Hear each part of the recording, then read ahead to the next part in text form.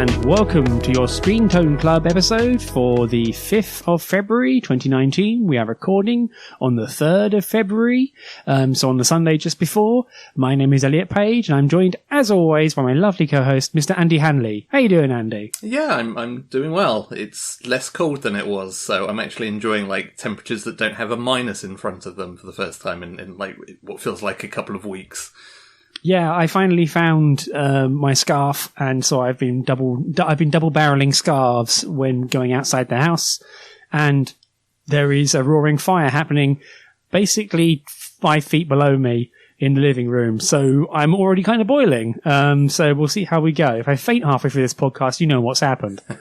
Yeah, I suppose we can't really bemoan the cold weather too much, given how things have been in other parts of the world. Like, we've got off pretty lightly in the grand scheme. Yeah, it's one of these things where it's like, you can complain, but be careful how much, because come on, lad. So, yeah, cool. So this is your fortnight look at manga with a focus on joint discussion. We're going to announce series ahead of time so you can read ahead with us. We're also planning to do a lot better on the whole notification thing and letting you know what we're reading out there in the general interweb, so you can also jump in. As a quick note, thank you to everyone who supports us on Patreon. We have kind of gotten even more support since the start of the new year, and we've also updated our prize tiers, our goals as such, and we've rejigged them so they're a bit more straightforward and less kind of all over the place. But the upshot I want to notify you about is we promise upon our hearts that if we get to $100 a month, we will do 2 bonus episodes for you patrons. So that'll be even more stuff to listen to. More of, quote unquote, the content, I suppose they say. So, if you fancy it, go have a look at the page and see if you want to sign up. Always welcome to receive questions. Also, as part of that, we've had our first shout-out tier patron. And so it feels weird saying this, given that we know him in real life. But thank you very much to Rob Jessop, our first and so far only shout-out tier. I asked him if he'd like me to shout out anything in particular, and he said something that will probably get me skinned if I said it out loud. So thanks, Rob. I'm not mentioning the thing you said, although you did admittedly give me an out, so thank you for that. See, now I'm just... Maybe we need some, like, kind of bonus episode where we just say what that is now, because everyone's going to be sat at home and like, wait, what was it? What did he say? What did he want you to say? Yeah, good point. Maybe I'll just drop that quietly somewhere. Yeah, be on you tier on Patreon. Find out what Rob Jessop wanted to say. If you haven't paid money, please skip ahead. No, God, that's dumb. But hey, I'd rather do this than have to try and hawk mattresses with a fake, earnest-sounding voice. Anyway, moving on to the podcast proper. So, returning champions. There's a very interesting item here on the list, which I really want to hear about because I haven't bought it yet. In fact, I still haven't read the second volume. But, Andy, please take it away. So this past week or so, the final volume of the Voynich Hotel landed on various digital platforms, and having talked in pretty glowing terms about the first couple of volumes, I went and picked up that finale. And much like kind of when I talked about the second volume on here, I don't have a huge amount to say other than kind of it's more of the same. It's, a lot of the same kind of madcap insanity, which is largely entertaining and amusing. I guess the interesting thing about this kind of as a finale is I didn't really have any expectations or desires on how this kind of whole series would end. Like, it has so many kind of plot threads and characters that are kind of milling around at any given point in time. I didn't really have a line in the sand of like, well, I hope they end this in such and such a way, and I hope they get to the bottom of this story arc. But actually, like, pretty much everything that really mattered in that series gets kind of wrapped up with a bow quite nicely and quite swiftly. Like, going through this third volume, I sort of got to the halfway stage and thought like, ooh, they've got a lot that is kind of left unresolved here. And they've even kind of thrown a few other kind of random characters in here and there, like, are they going to end any of this stuff at all? And then suddenly they kind of just come along and just kind of, wrap everything up really neatly and quickly. And, like, there aren't any real big surprises or any kind of big shock twist moments or anything, but it's all just kind of satisfying. It's kind of pretty much what you'd expect out of the ending of the various plot threads, but it's all kind of like, yeah, okay, that's fine. That's kind of what I wanted to see, as it turns out. And so, yeah, it's, it was a pretty satisfying way to end things, after a volume of the kind of, the same sort of laugh out loud stuff that has kind of kept me going through the first 2 volumes as well. So, all in all, pretty happy with it. And kind of the weirdest thing that I sort of found myself realizing at the end is that kind of the whole relationship between Taizo, the main character, and the maid Helena, actually ends up being a really kind of sweet little story by the end of it. Like in a very bizarre Voynich Hotel-esque kind of way. But I was kind of like by the end of that, I was kind of like touched by the whole thing. It's like, oh, these. They're kind of a cute couple. It's in a really very strange way, given some of the stuff, especially some of the stuff that happens in this 3rd volume. But it's like, oh, I can kind of get behind this. This is cool. Yeah, I was about to say that it's not the sort of series that you end up like raising grand shipping armies and like wearing, launching the banners for like, Moe Moe-kun or Moe Moe-chan. It's just like, hey, there is a relationship here, but God knows what this is. But no, it's good to hear that it wraps up well. I mean, I imagine some of those plot lines were ones they could kind of like they're not sort of things you need to laboriously get to the ending of. It's more a case of, okay, if we pull this string and we announce this name, we've ended this storyline. I must admit, when I found out it was 3 volumes, initially I was a bit scared because I've had series, obviously, that, has been curtailed before it's the end of its real natural life. But it doesn't sound like it has that kind of premature ending disease, at least from hearing you talk about it, Andy. So that's really nice. Yeah, I think everything kind of, by the time it starts closing everything down, all of those kind of major story arcs have kind of run their course. Like, they've done everything that they could have done and would have wanted to do with them. And so they all feel like they kind of, they shut down quickly, but they shut down at a point where it makes sense. Like, it doesn't have that thing that you have so often with manga where it feels like, oh, this got cancelled, and so they had to suddenly kind of scribble down the ending to everything. It's like, this has just reached the end of its lifespan effectively, and so, this is a good time to just kind of, tie up all those ends and just say, okay, yep, we're done. And, that's always nice to see. Yeah, I mean, especially for manga, it's very easy to, like, think, oh, I've got one more plot line in this. Oh, no, I don't. Abort. Like, there's a number of manga that I love dearly which outstay their welcome, run out of steam, and then have to pull the ejector handle because they've got themselves in deep trouble. The world God only knows in particular. But yeah, that sounds cool. I keep promising this. I've downloaded volume 2. I haven't yet read it. I fully plan to when I can get a moment. So yeah, very much on my to read list. But no, I'm really glad to hear that it wraps up satisfyingly, I suppose. Yeah. I guess the one thing to bear in mind now or hope for is that we see more of this author's works come over. I mean, they dabble a lot in the more sort of weird end of things anyway, but it'd be nice to see more of their works. I feel like we're on the cusp of having another great wave of like crazy go nuts manga,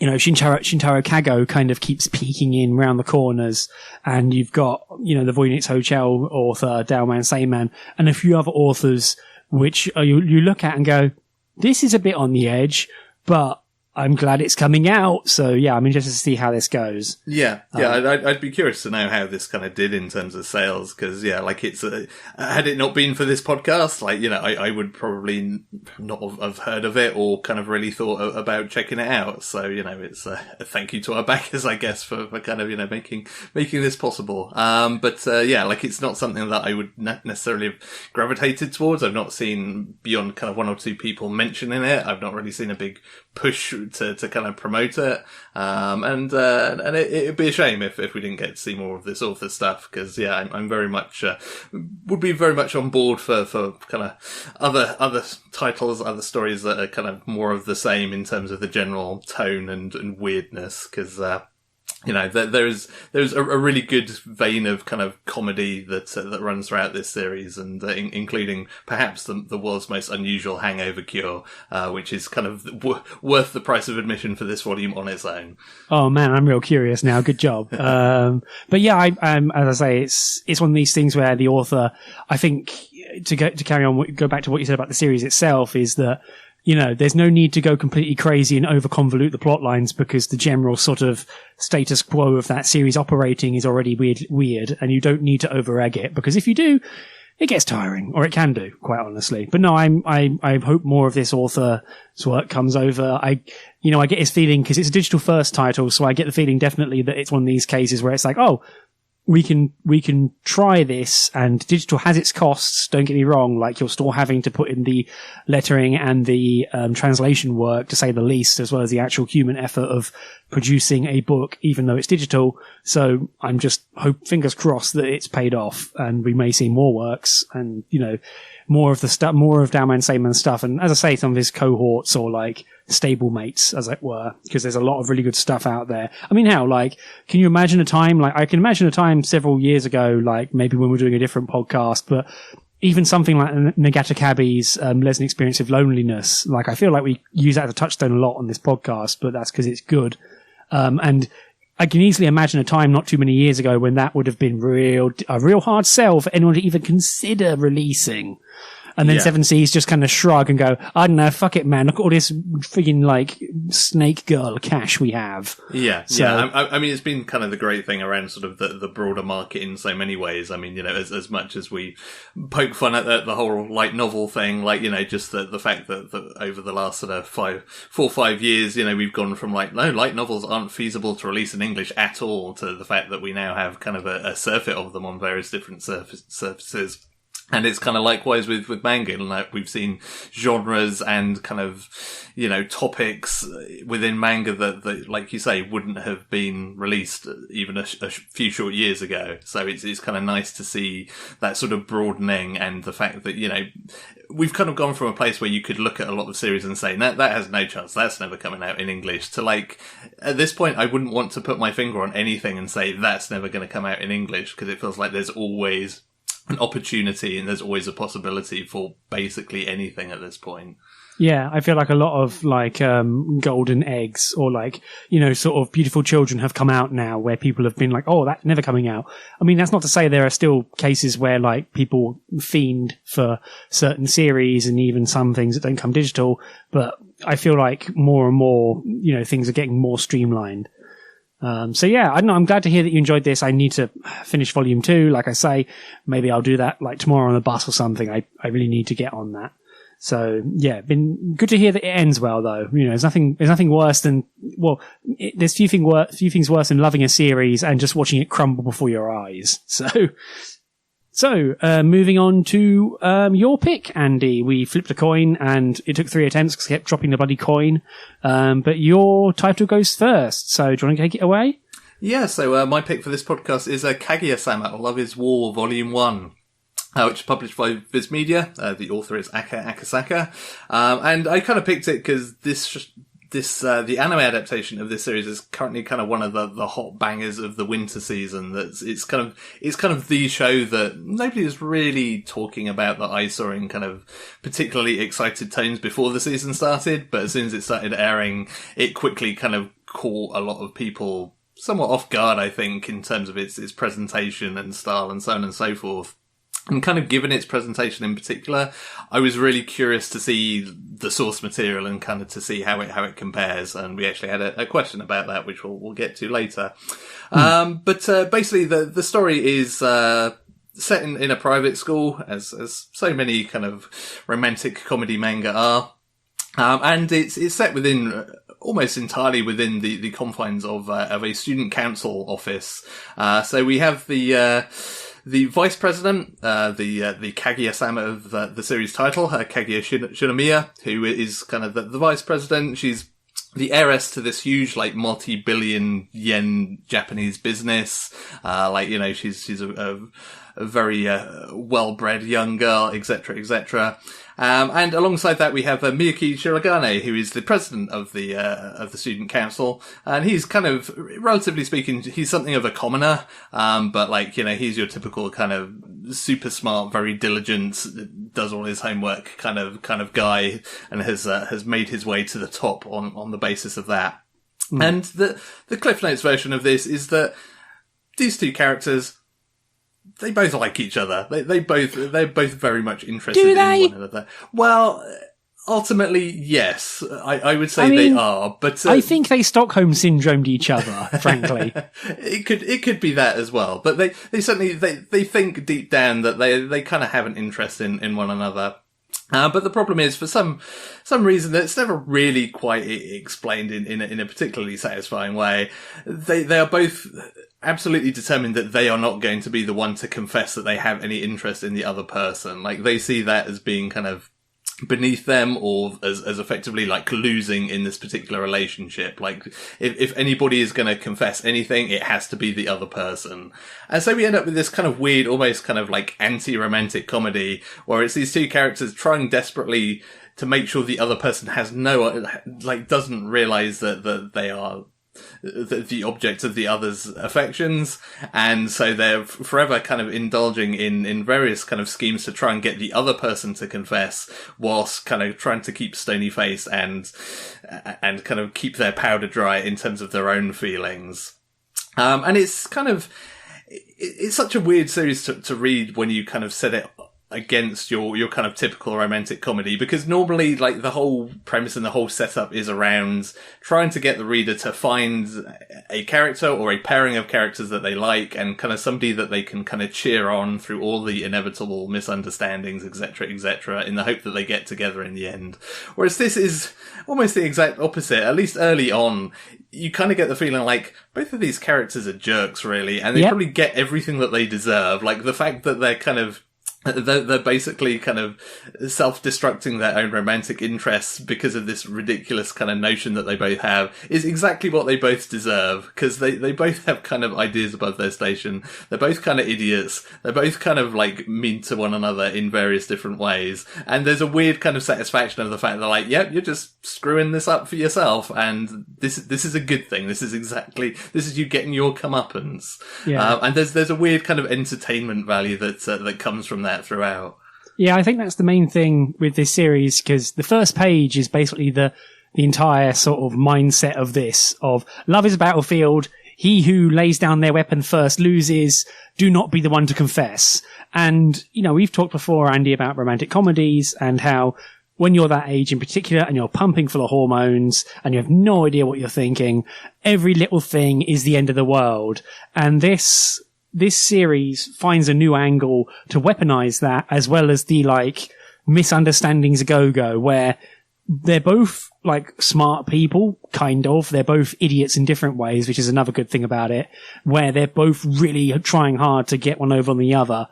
And they're so in denial and so closeted and sheltered that they have no idea how to go about it. And, like, the best thing about it that made me actually, like, go from kind of despising the setup to loving it was when they go for 6 months without nothing happening. And it's just like, yeah, that'll happen. If you're both morons, you're totally going to get snookered.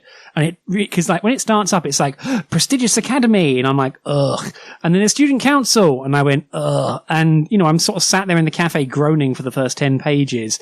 And then I realized, oh, they're both idiots. Great. And I really got to it. And I've since really, really enjoyed the series, because I don't think there is a real good reason, like you mentioned, the reason why they, like, won't confess or the reason why they like each other. I think they just kind of fell in and have no handle or romantic experience. And this kind of, for me, like, is way more believable than lots of romance series where, like, they're like, no, I like this person. Solid. And it's like, this one, it's more a case of, I wouldn't mind if he confessed to me, but I would never confess to him because power dynamics. So I kind of really like it on that angle. And like I say, it went from, like, me basically writing half a page of ugh to, oh wait, this is great. Yeah. And then in the midst of all of that, just to kind of stir the pot even more, you have the student council secretary, Chika Fujiwara, who is basically like, I was all set to describe her on this as, like, the chaotic good element of this, but having watched, like, some of the episodes of the anime, the good part doesn't really kind of scan. Like, she's just the kind of the chaos that gets thrown into the midst of all these meticulously laid plans from Miyuki and Kaguya, and she just kind of comes out and just Basically, she just says normal stuff that completely destroys any plans that they have, because like she will always point something out or kind of make some kind of proclamation that kind of just completely destroys everything that they have all set up. Just kind of pulls the stack of bricks down effectively. And she's great. Like she's a fantastic foil to both of them, because she's completely kind of ditzy and clueless to everything that's going on. But she's also, she's the normal human being in this room who has kind of a normal emotional handle on things. And it's just kind of, she's just a great foil to those two characters throughout that just makes the whole thing work. Like, I think if it was just the main two characters, it would get old pretty quick, but having therein as kind of like the third wheel of this whole thing that kind of ends up screwing everything up so often just kind of adds an extra layer of glee to the whole affair. Yeah, she is the, like, she's the jester almost in the middle of it who doesn't know what's going on, but equally, if you read things from her point of view, it would just be a rather silly student council, whereas the other two, Miyuki and Kaguya, are like engaged in this stupid, like, Death Note style, you know, they will do this, so I'll do this. It sounds weird, but it feels in some elements, in some chapters, almost like a version of Kakegurui, without the, like, crazy faces and violence.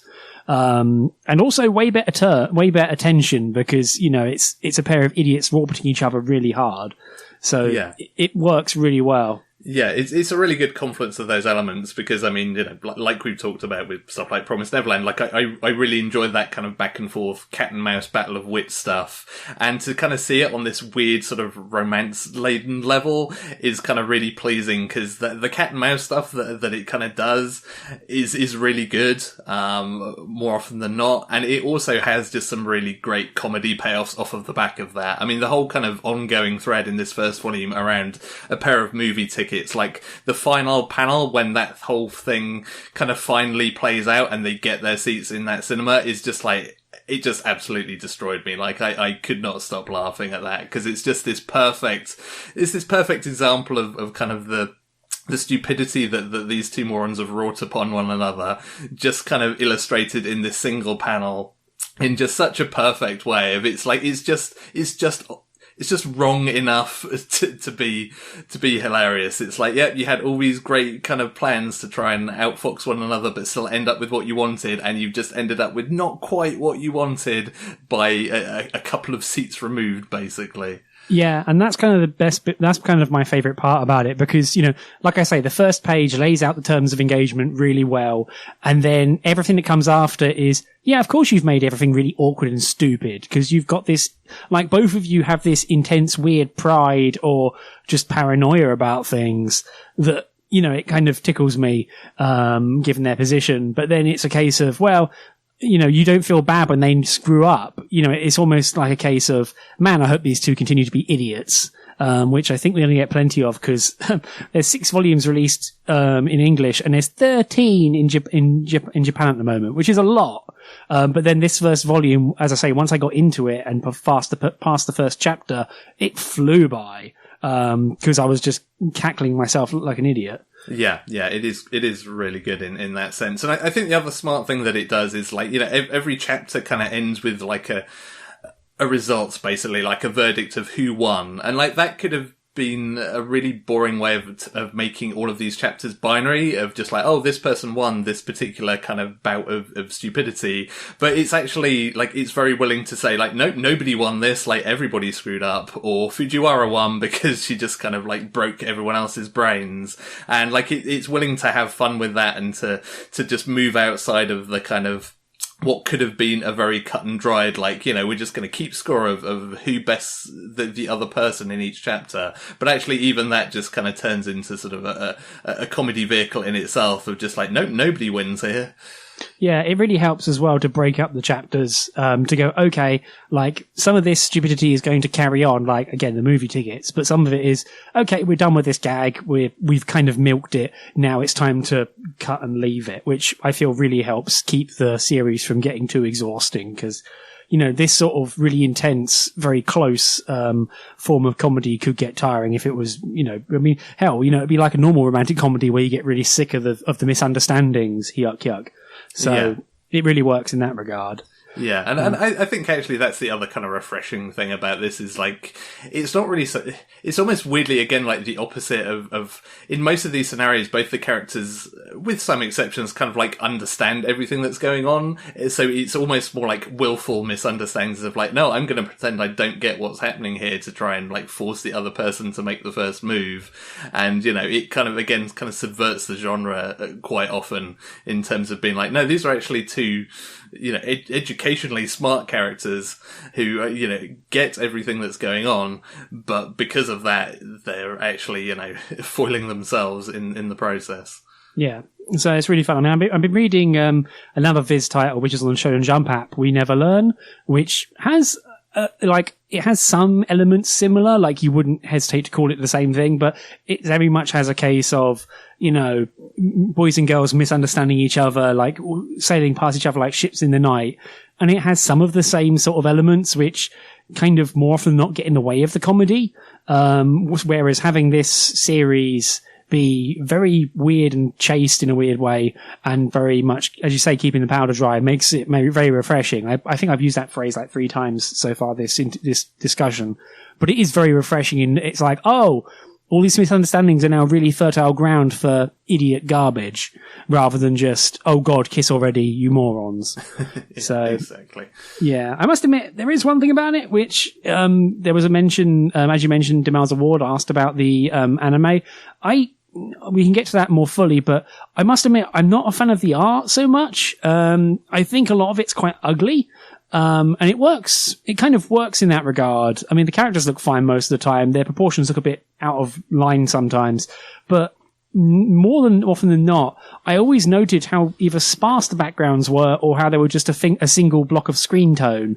And, the characters vary between looking half decently drawn and kind of looking like, just scribbly gremlins, which, I'm cool with. Like, I'm all up for, different art styles and such, but it never quite looked good to me, which, I mean, still, the comedy worked, so it did its job, and it had some interesting panel layouts at times, which really helps with the gags, and, so it's never like atrocious, but I wouldn't call it a pretty manga by any stretch. Yeah, I'm kind of with you on that. I mean, certainly, I kind of didn't pay much attention to the backgrounds, I must admit, but the character designs and illustrations do kind of walk all over the place effectively. They're very variable. It's one of those ones where I'd almost be curious just to like pick up a copy of a later volume to see whether it's one of those kind of volume 1. I haven't quite got a handle on what these characters should look like yet.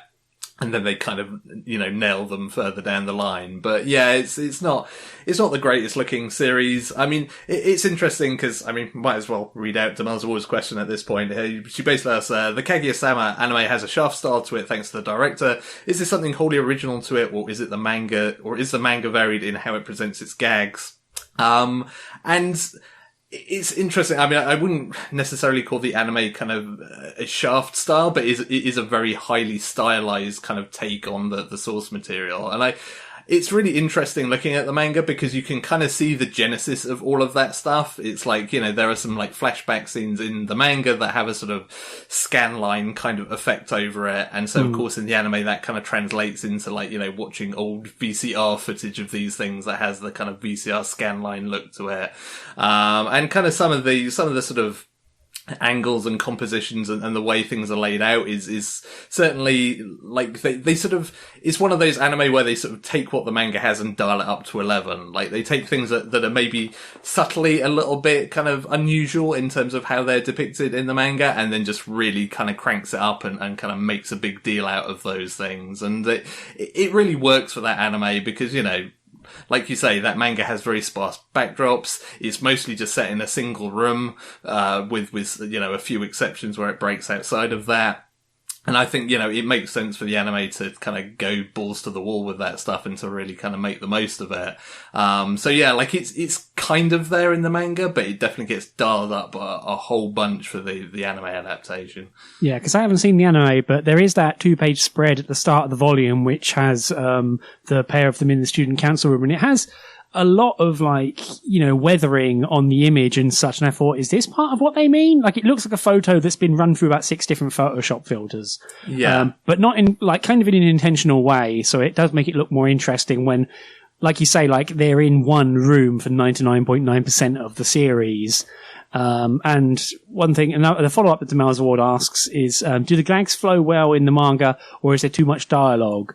For me, at least, I would say that it flows really well. The main sort of thing it does is it breaks up the dialogue, so it's very rapid fire, and there's a lot of quick jumping between characters and events as they happen. So it's a very much a quick pace through, it's not just like someone staring and scratching their chin for an entire page of 6 panels. It's more just like, Kaguya, Miyuki, Fujiwara, oh god, Fujiwara, oh god, what are you doing, lady? And it kind of bounces from there, and it kind of keeps the camera moving, and it gets a lot of mileage out of like keeping your attention moving as well as the actual image itself. So while I complained about the art, it does have a very good eye for composition, especially because, even something as simple as 2 people sat on a sofa having an argument on where they should go for holiday really kind of amps up and becomes real stupid, which is to its benefit.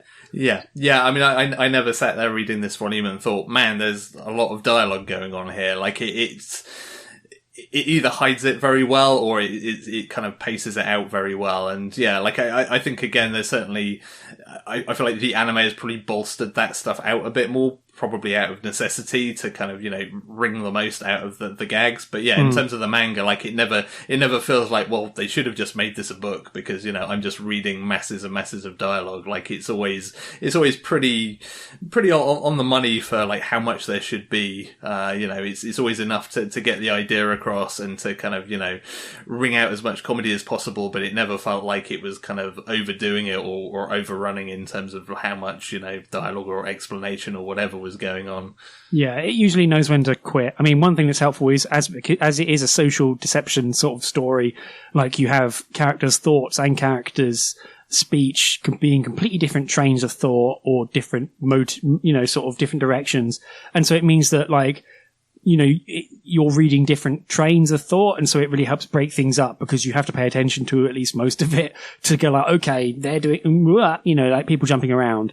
But I don't know, I never found it tiring to read. In fact, if anything, I was kind of just barreling through it, as I mentioned. So yeah, I really enjoyed it. I still haven't watched the anime, but how do you think it compares to the anime? I think we've already partially answered that, but... yeah, I mean, I'm really loving the anime adaptation. Like, it visually has a lot of panache. It's good. It's funny. It kind of hits all the right notes. And yeah, like reading the manga, like I feel like you get just as good an experience out of either of the two at this point. Like I'll definitely carry on watching the anime to the end, and I'll be interested to see like how far through the source material it gets. But it's definitely one of those ones where I might be tempted to kind of carry on with the manga just to see where it goes beyond that, because given how many volumes there are, I'm guessing they may not be burning through all of that in the TV series. Yeah, I mean, they mentioned already there's like a 4th student council member who has not shown up at all, and they kind of lampshade it early on in this first volume by saying, yeah, he has perfect attendance, but he hasn't appeared in this series yet. It's like, oh god, what's going on? Yeah, I must admit, like at the start, like I mentioned not liking it at the start, and I know why they do this, and it's a well-used trope, but I still hate it, and I'm going to complain about it here. But they have the kya section where it's like fangirls going kya and then explaining the entire expository background of the characters to you, and while they're excitedly gabbing to each other. Like, I get it. It worked very well. It's useful, but man alive, I see it too often.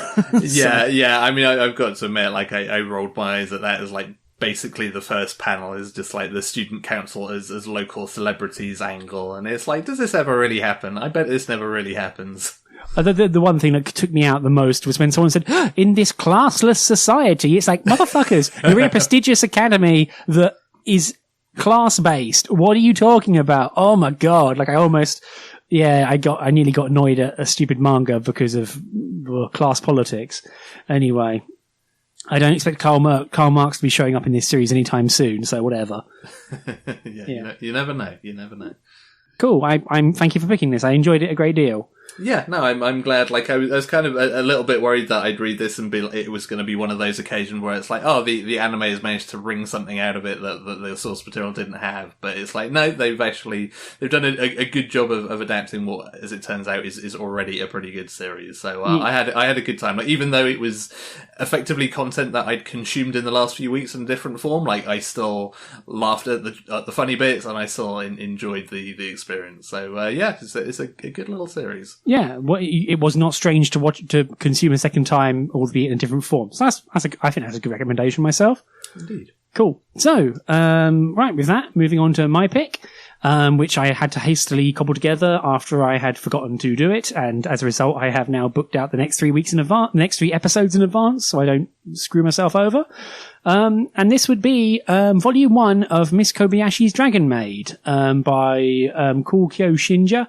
It's being published by Seven Seas. It's now up to 7 volumes and is concurrent both in English and in Japanese.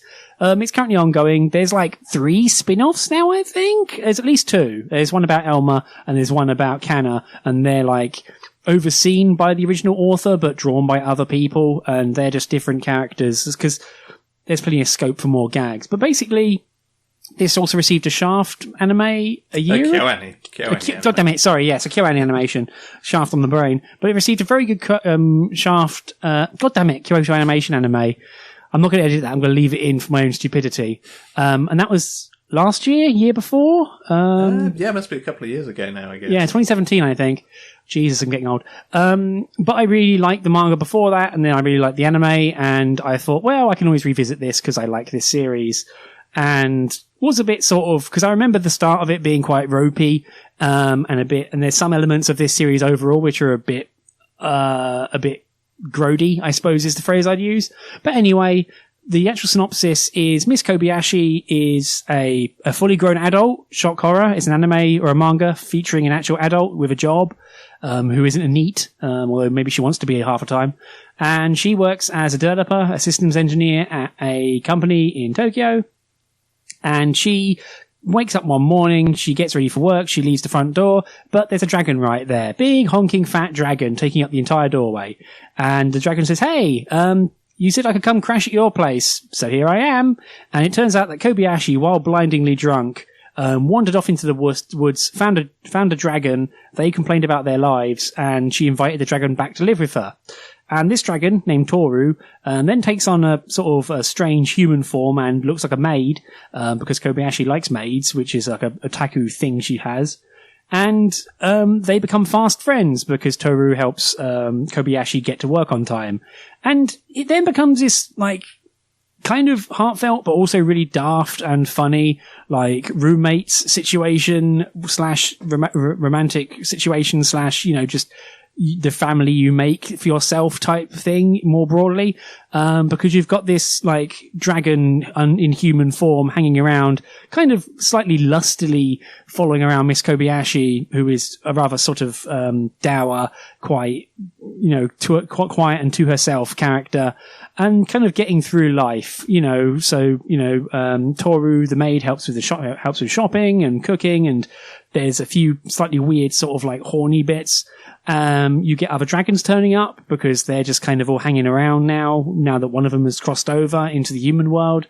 And it kind of escalates from there into this like slightly comedic sort of storyline with Kobayashi like basically humouring this dragon who is besotted with her, and later on remembers, oh yeah, we met and I pulled a sword out of you, I don't know, sod it. And it kind of just goons around from there. Like, this first volume is probably the most sort of scattershot as it tries to gather its marbles. In fact, the first chapter is very much a case of plopping you right in there, and then the second chapter is very much a case of like, okay, we've got serialized, now here's the chapter where we actually tell you the origin story and get on with it.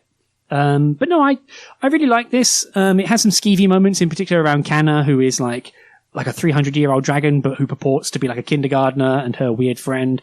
But I really like it because it has a lot of themes about like non-standard families and non-standard relationships where, you know, it's a dragon and a lady who kind of doesn't really care about interpersonal relationships and how she opens up, and all the other sort of characters who come along for the ride, and people basically trying to find a place for themselves in a slightly uncaring world that surrounds them, like the way they organize around work and the way they organize around family, and, you know, that's all that sort of whole thing, which is all stuff I kind of really enjoy, especially because a lot of it is very much a case of seat of its pants. This is how things are. Here's some funny gags. Here's some dragons fighting.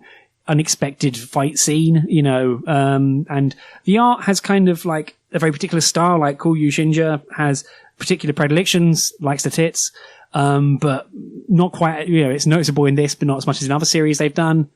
But it's very much a case of it looking quite loose. Like the characters look a bit weird and a bit umpy-jibey in their designs, which is something that Kyoto Animation really kind of tweaked for the anime and made it look kind of several tiers above the level of detail that you were expecting. But this kind of looseness, really kind of brings out some interesting character moments and, you know, weird, like, movement and such, but it ends up looking charming as a result. So I'm a big fan of it. I've kind of gone at length, but did you like it as much as I did, Andy? I hope. Yeah, I enjoyed it quite a lot. I mean, this is a weird one for me because I read the entire volume and then I didn't take any notes, which is kind of like it's not kind of a negative on it. It was just a case of like, I read through it, it's just like, yeah, that was cool. And then that was kind of it. Like, I think the one thing, or I guess a couple of things that kind of stuck with me is one, like, I feel like I'd been forewarned about the art style for this series a few times. I think probably by yourself and others of like, oh, you know, you might not, especially coming to it from the anime, like you might not like the visuals, the visual style of the series, but I actually really liked it. Like it works. Like it is a little unusual, I guess you'd say, in places, but like I feel like it all worked really well and all kind of like sat with me in the right way. And I guess the other thing kind of coming from the anime is it kind of really struck me how KyoAni kind of drilled into every kind of small element of this series and really kind of mined it for everything it was worth. Like there are moments in kind of this first volume that are not quite throwaway, but they're kind of pretty sparse and pretty simple in the manga that kind of get thrown into like full-blown episodes in the anime adaptation. So that was kind of the thing that struck me, is that just the way that kind of little things that are put in here were really blown up into something much bigger in the adaptation, which, you know, kind of, I think that actually kind of works both ways. I mean, talking about its kind of, some of its hornier moments, like a lot of those via that very same process kind of get really blown out into big deals in the anime. Whereas here they felt far more kind of isolated and maybe subtle isn't quite the right word, but they had far less sort of reach to them because they felt like almost throwaway little things, that kind of, you know, ended up in the anime turning into much kind of bigger parts of the whole. So I mean, the horniness in particular, like it's one of these things where it kind of it reminds me of when I first read this series and I was kind of part of message forums and such, and people kind of horned in on that stuff and honed in on it and posted the pages over and over again and talked about it at length. And then you realize that, or when you read it yourself, it's like, oh, this is like 3 panels. Like there's very little of this event. And like you say, like when the anime blew it up, it was kind of, I feel like one thing the anime did very well was it was using the whole span of the manga and its various different mindset, but it was concatenating down like similar events to bring out the most in like certain little elements, like you say. So it would be a case where like, because they have more material to work from, but they don't want to just burn through the whole thing. They're like, okay, we'll compress this down and we can show multiple different ways of this, you know, in this one event. And as you say, like the manga in particular, especially with as you say, the horny bits and all that other stuff, it's very much a case of like, here's a panel and we're moving on. Like it's already moved on by the time you've clocked it. It's kind of just carrying on and rolling around, and it kind of moves, as a result, which is, you know, nice because it just means that it gets on with it, which I don't know, is mirrored with the characters' experiences themselves of kind of just getting on with it. But at the same time, the anime did a really good job of like, there's a throwaway part where Toru, you meet another dragon called Kana, who's like I say, a kindergartner. And they make a whole jokey long bit about that in the anime, which again, like, drags in different elements from different chapters. And in this anime, it's more just a throwaway, in the manga, it's a throwaway gag where people go, is this a good idea? Oh well, I'm late for work. So that's kind of where the joke ends. But it also works in that format. Sorry, Andy, I cut you off. No, that's fine. I mean, yeah, it's, overall, I guess my experience of this was just like, this is just a pleasant read. Like, I like the characters, I like the setup. I didn't have, masses of kind of laugh out loud moments, but I kind of got to the end of it just kind of feeling ever so slightly warm and fuzzy, just like, yeah, I read a nice thing. Like, that was a decent way to kind of spend a bit of a morning. So it's kind of a weird one that I almost feel like, I wish I had something more kind of profound or glowing to say about it, because I liked it, but it's kind of, it's very much one of those things that's like, it is what it is, and that's fine. That's probably exactly what it should be. Yeah, that's fair. I mean, I must admit for myself, I took about 2 small pages of notes, and normally I go into like 10 or so because it's a very small notebook I have. But it works, I enjoy this series, and going back to the start and revisiting it, I both still enjoyed it, but also I kind of appreciated how it gets more polished in later volumes and it finds more of its own voice. And I think in general, like Kuyu Shinja's works are getting way more airtime now. Like, there's another series called Mononoke Sharing, which has some of the same ideas and way more boobies.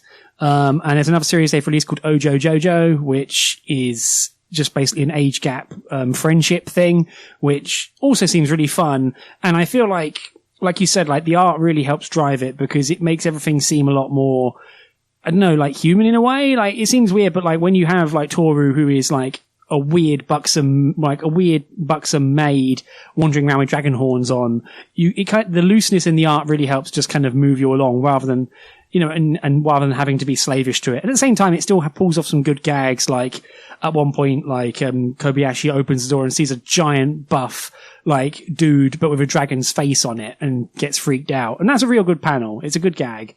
It knows when to be a bit, like, to pull the stops out, as a result. So, yeah, it's very pleasant. It also, like I say, it makes me remember why I like this series and why, it's kind of on my, like, insta purchase list when a new volume comes out.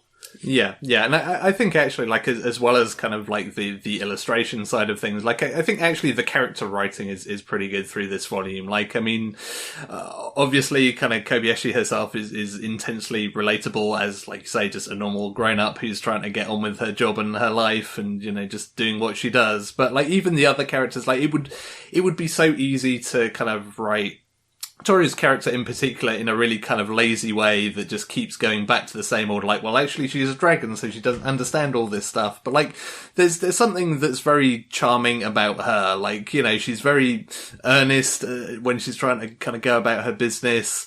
She has those kind of like, oh, I don't understand the human world moments, but she also just has this real charm to her. Like, there's a great scene where she just like goes out into this sort of shopping precinct and just like she's already buddies with everybody because she just people make small talk with her, she makes small talk back, and it's just these really nice little moments where you kind of get to see a glimpse of like, oh, this dragon has just like landed in the human world and just kind of figured out how to make that work, and it's actually really satisfying just to see those little glimpses of like, oh, it's not just, crazy dragon girl kind of romping around in the city. It's like, no, she's learned some stuff and, she's figured out how to get along, which is kind of, goes back to what you say is the, one of the joys of this series is this kind of, family being what you make it and everybody just kind of gets on and does their thing. And I think it makes that work in a way that it would have been so easy to screw up in a multitude of different ways. Yeah, it's what I kind of like about it is when it does get not heavy, but it gets a bit more introspective. Like, I mean, there is the stereotypical like romance thing of, oh, it's Valentine's Day, I'm gonna put some aphrodisiac in these Valentine's chocolates. And then when Toru goes to give them to Kobayashi says, hey, I'm just gonna be serious here. Trust is very important. I'm gonna give you a moment here to think about what you're doing and if you want to change your mind. And Toru goes, yeah, all right, and swaps the chocolates for a set she hasn't doctored. And that's kind of, it's a really good setup for a chapter and a later on gag, which really works. But equally, I think it's a very adult part to have is just someone going, hey, do you really want to screw this up? And no, okay, fine, we'll forget this happened. And you have the same thing with, whenever the two dragons get together or multiple dragons happen, they're like, are you cool living in this world? I mean, it's not your home and you don't seem to like parts of it. And Tora will often go, well, it's what I've got now and I'm perfectly happy with where I am. And that's kind of a really nice part of it. And she kind of goes, yeah, it's not the same as I remember, but hey, I'm not in mortal peril all the time, so that helps. So it blends all that stuff really well. Yeah, it's weirdly heartfelt, especially when characters and you got a character with a weird whacking great tail in mid-frame, daft. But yeah, I really enjoy it. I like further volumes more, but I'll continue reading this. Maybe I'll revisit this, even though I've already read it, so whatever. But yeah. It goes in some good directions as well. So yeah, glad. But also that anime is real good. Like, even if you don't want to read the manga, I recommend the anime because, Kyoto Animation did a bang up job on that thing.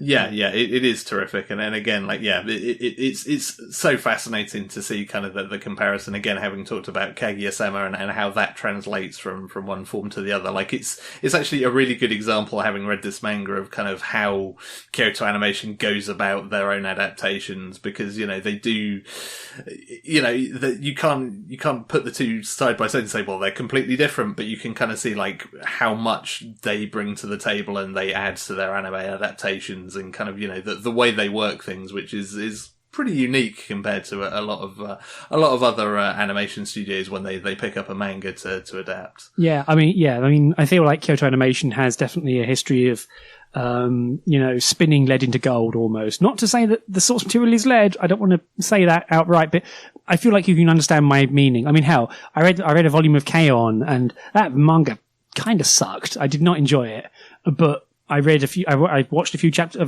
episodes of the anime, and I'm like, yeah, this is real good. Like, it's the same stuff, but man, you've done a lot with it. Yeah, for sure. Yeah. Anyway, cool. So yeah, that's Miss Kobayashi's Dragon Maid. So moving on, we're going to be what we're talking about next time. So I've actually remembered this time. So first is my pick is Crocodile Baron Volume 1, which is a manga about a crocodile and a rabbit who go and drink tea, I think. I mostly added this because I previously purchased it on Comixology, forgot about that, and then bought it on Bookwater again this past week. So I now have 2 copies of it in different digital lockers. So this is my own fault. This is my curse for going all digital and not keeping a proper spreadsheet of all this. But either way, Crocodile Baron, it looks really fun, at least from the preview as well. So I'm looking forward to reading this because the front page, the title page alone is real good because you just got a crocodile with a cup of tea leaning back with a top hat on, I was going to say, I went to look this up after you dropped this in the document. It's it's a crocodile with a top hat. Okay, sold already. Yeah. What else do you need? Cool. How about you, Andy? So my choice for the next show is For the Kid I Saw in My Dreams Volume 1, which is the latest series from Kei Sanbei, the author of Erased, which is a series that people have opinions about. So I suspect we will also have opinions about this. And as somebody who liked Erased for all of its foibles, I'm curious to see what this series is like. Yeah, I've seen this pop up more than once in my social feeds and such, and it keeps appearing on sites, and I'm like, okay, people clearly have some stock in this thing, so we'll see. So yeah, now I'm going to have to read it. Thanks, Andy. But no, I didn't mean to sound sarcastic, you know what I mean? Christ. Cool. So, moving on, to Close Down. So, you can find the website at Screentone.club. You can find the podcast on the website, on Apple Podcasts, on Spotify, and on other podcatching services. If there's one we're missing, let us know and I can add it. It's not a problem. I had this weird email from Apple Podcasts who were like, hey, do you want stats? Log in here. The stats did not work. And then it said, make sure you tell people to use Siri to find your podcast. And I guess the marketing has worked because I just told you about it. But, oh man, I had a good belly laugh at that. God. Who uses Siri? Hey Siri, find me hot light novel takes. Oh God. Hey Siri, read this light novel for me on the train. The great thing is we've probably just done that to all the people that listen to this podcast on iPhones. They're probably like, no Siri, no. Hey Siri, is it wrong to pick up girls in a dungeon? Can you tell me for sure? Yeah, maybe that's their hidden agendas that they can answer all of your light novel questions. Oh God, I hope so. Hey Siri, can you explain Kingdom Hearts for me? And your phone just explodes. God, there's okay, I'm tangenting again. Sorry. But yeah, you can find our Twitter at Screentone Club, hopefully being more active soon, because it won't be me doing it. You can find our email, which is show@screentone.club. I'm Elliot, and you can find my stuff at Elliot Page on Twitter. Mostly cat pictures. I'm trying not to stop being angry at politics. I'm still angry, but I'm not posting about it so much. So more cat pictures. And how about you, Andy? Yeah, my name is Andy Hanley, and you can find me posting Chika Fujiwara GIFs on Twitter at Hannah's1979. Quick side note about Chika Fujiwara we didn't mention in the main part. How the hell does that bow stay on her head? Like, it's so weird. Like, I know anime hair has a lot to answer for, but why is there a bow just in the middle of her fringe? You know, how does it stay there? How is it not? I mean, somebody needs to write an entire book on kind of anime and manga physics, because there's a lot of stuff that makes no sense if you think about it too much. I have drunk with people who have done that sort of panel at American conventions before. Oh dear. So, thank you very much for listening. Last note, if you are a patron and you're in the $3 and up tier, look to your email for another update on voting, because February voting will now be open, because it's now the 3rd of February. Wild. So yeah, we need to figure out what we're going to be looking at next. We've got a decent clutch of stuff still on the docket. But no, that's all from me and from Andy. Yeah, thank you very much, everyone. Good night, everyone. Bye, everyone.